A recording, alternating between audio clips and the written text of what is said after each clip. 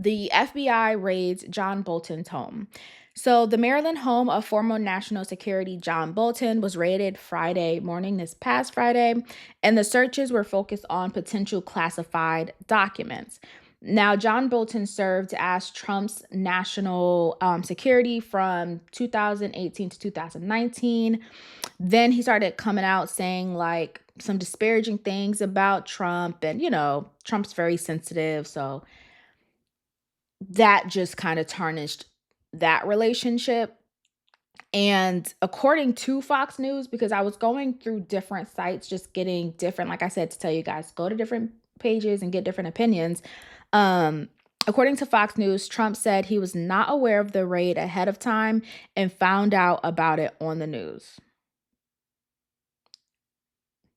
Come on. But you know what? Let's jump into this MSNBC clip and we'll jump back.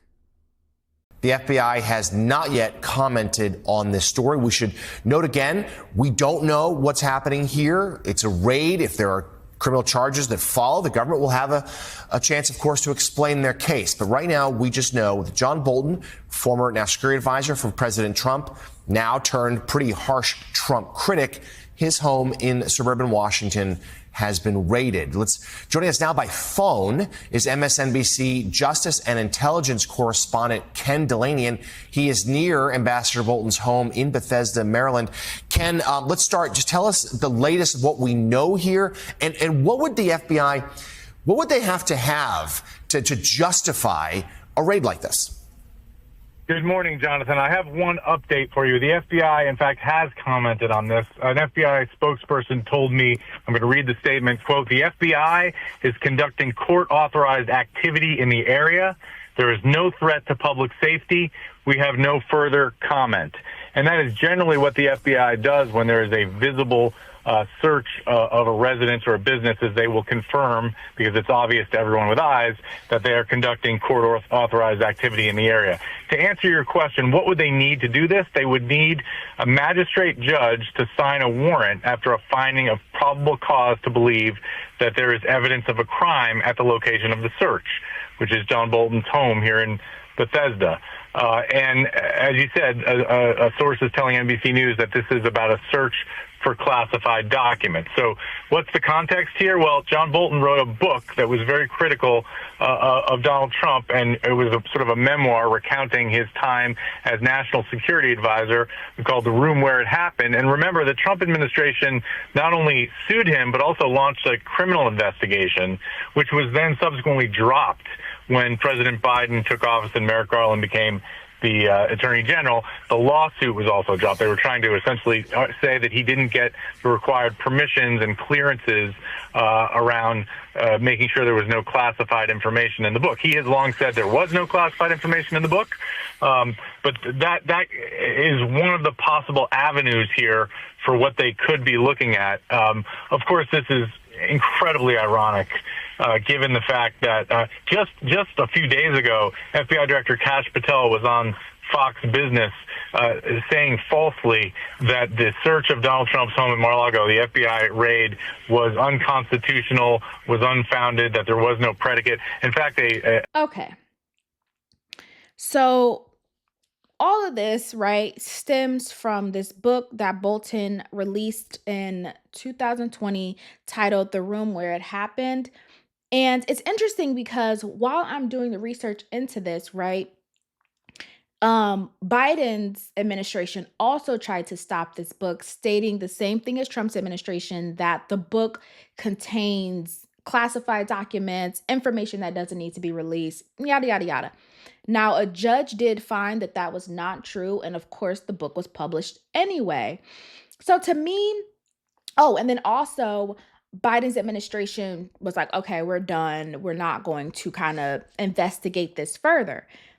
And so it's interesting now in 2025 that Trump's administration, I mean, according to him, he had no idea. We'll get to that in just a moment. It's weird that now they're saying again that it's because of classified documents. He has classified documents. Well, if they didn't find anything before, why would you find something now? You know, like, do you feel like they weren't thorough enough? Because they also, I think, went through his office in Washington. So it's just like, what's the point? Like, he really, really must have ruffled some feathers. I feel like this book should be flying off the shelves because something has to be in there. Like, the man must know something for 2 administrations to be going after you because of this book, you know? But that's not really where I wanted to go. I got one more clip for you guys because it's just so interesting. Let's play that clip. Weaponization and politicization by the FBI and DOJ in the Biden administration, dating back to the Obama administration, that led not only to Russiagate, as you opened up with, but to the invasion of Donald Trump's private home in Mar-a-Lago. There was, as we now know, thanks to the federal courts, there was no constitutional basis to do so. There was no lawful predicate to open that investigation. But once you let the politicians run the FBI and DOJ and weaponize it against their political opponents, like they have done for years against Donald Trump, back to Russiagate and to his home, we are now showing and exposing again the weaponization. And to your second point, once we rid, and that's what we're doing here at the FBI, ridding this place of its former leadership structure that did that weaponization, and we're giving accountability to the American people as we find it. As you highlighted, myself, Director Ratcliffe, and others in the intelligence community are declassifying documents at a great rate to publicize what we're finding. All right. So according to Kash Patel, Biden's administration weaponized, okay, the FBI. What would you call this, Kash? What do you call what is happening to John Bolton? Because to me, it looks like weaponization of the FBI. Because if one team has already went through and conducted the same searches, used the FBI to do the same searches, to go through and look for classified documents, what is different? What is different? I am in a true state of confusion. The Trump administration seems to always put their foot in their mouth. You can't say, oh, well, they do all these things and they raided Mar-a-Lago and they were looking for these documents. It was all untrue. And then a day later, go and look for documents, raid somebody's home for something that has still not been substantiated. I just simply don't understand. It seems as though we're trying to be led to believe something that we know is not true. Like, we just know it's not true. If you don't like the man and you want to give him a long day, cool. At least say that. You know what I mean? In a way that makes sense to the public. But to go up and try to parade around that Biden's administration weaponized, the DOJ and the FBI, and you guys aren't? Come on. We don't believe you. Common sense says every administration that enters into the White House, they're going to use the FBI as their weapon, right? They're little, the little like green soldier men. That's who the FBI are to these administrations. They're like, hey, go and do XYZ over here. Cool. Go investigate this over here, right? They're just little pieces that they move around to take out whatever orders that they need done. And then Trump, a common theme, we'll talk about it next too, a common theme is this plausible deniability of, I had no idea. Who would have thunk it? That happened? Like, Trump, stop. You're telling me all these things happen and no word get back to you? Hey, the FBI is going to go and raid John Bolton's home. I think that would get back to you, seeing how he served as your national security advisor or whatever. Like, I'm assuming that'll get back to you. Anyone who works in a corporate office space, when any type of big meeting happens or, something large takes place or there's some gossip, there's some chitty chat, let's be honest, okay? It gets back to everybody on all levels.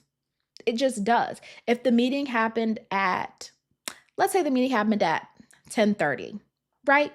By 5 p.m., everyone top down knows what happened. They know what happened. They know the highlights. They know who said what. Okay. And now they're speculating of what's going to happen tomorrow, or when so and so gets back into the office, what's going to take place. Like, we know these things happen. We know what the scuttlebutt happens, right? So to really get up and try to parade around this feigned ignorance is absolutely ridiculous. Okay. It's absolutely ridiculous. And they have got to stop this man from saying that. Constantly saying he has no idea is crazy. And then also, let's stop these people from saying things that they are also doing. Just I feel like last episode or the episode before that, we spoke about how, I'm pretty sure it was Christy Nome. Was it Christy Nome? One of them people, okay, one of them white ladies over there said, oh yeah, the files are on my desk and I'm going to be reviewing them. And then came back and said, no. When I said the files, I didn't mean the list. Well, babe, that's what he asked you about. He asked you about the list and you said they were on your desk. Oh, no, the whole files. I didn't say that the list were in the files. Like, stop, okay? Stop. Because the people are listening and the people are starting to pay attention and understand that y'all just be saying stuff. Okay, and they're catching you in all these lies and all this confusion, and they're weaponizing, the DOJ and the FBI one day because they went after Trump and Mar-a-Lago, but the next day y'all go after John Bolton for some classified documents that you're most likely not going to find because, hey, they just might not be there.